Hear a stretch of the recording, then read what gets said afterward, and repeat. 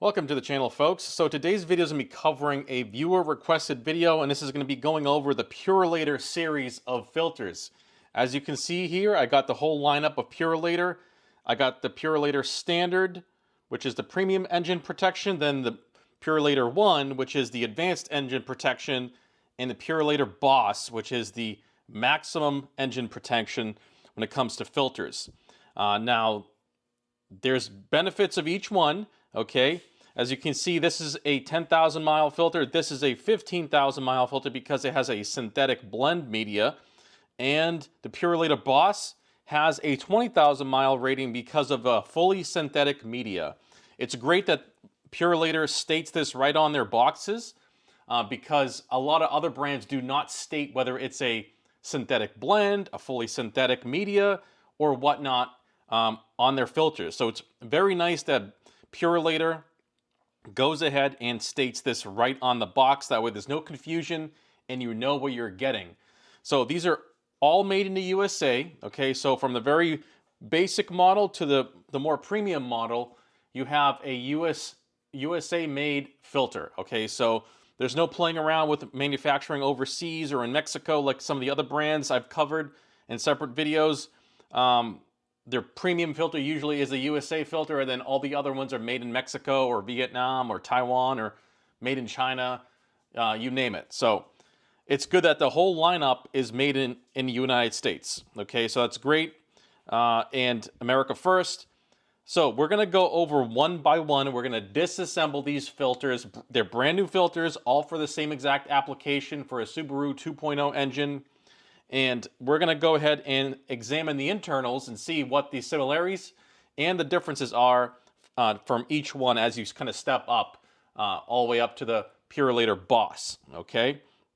Like I said, you know, if you're changing your oil regularly, this Purolator, just a standard one, is going to be just fine as long as you change it on a regular frequency.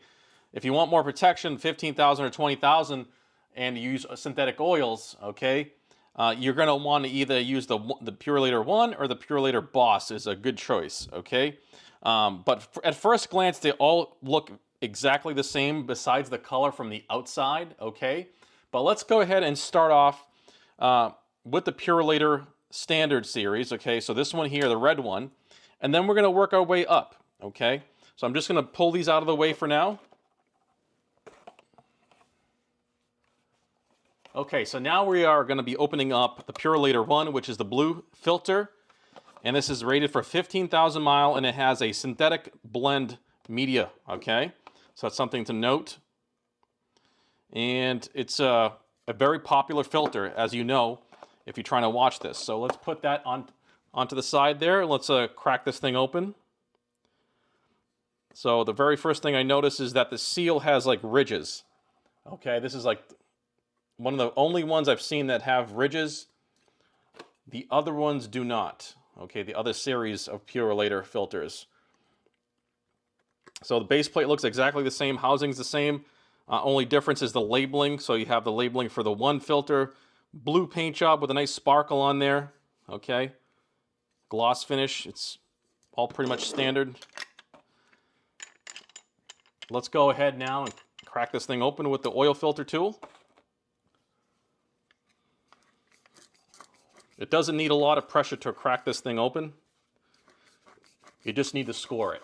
These housings are not very thick.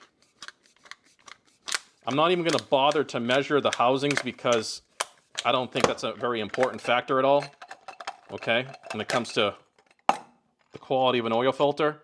I mean, it's going to be thick enough to hold the filter together. I've never seen an oil filter be a problem because of the wall thickness. All right, so let's just break this thing open.